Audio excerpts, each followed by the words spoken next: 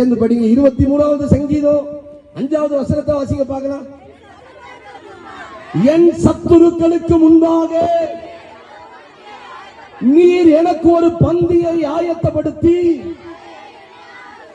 என் தலையை எண்ணெயினால் அபிஷேகம் பண்ணுகிறீர். 2 கரங்களை தட்டி நல்ல நல்ல சத்தமா கரங்களை தட்டி என் தலையை எண்ணெயால் அபிஷேகம் பண்ணுகிறீர். என் பாத்திரம் நிரம்பி வருகிறது.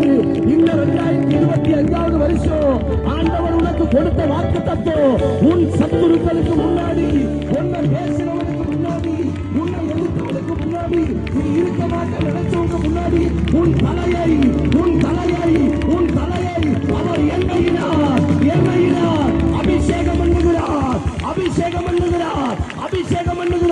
உன் அபிஷேகத்தை பார்த்து எல்லாரும் பயன்படுகிறார்.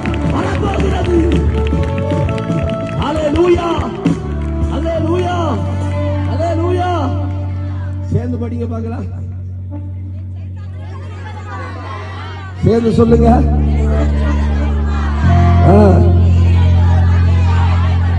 அப்புறம் என் பாத்திரம்.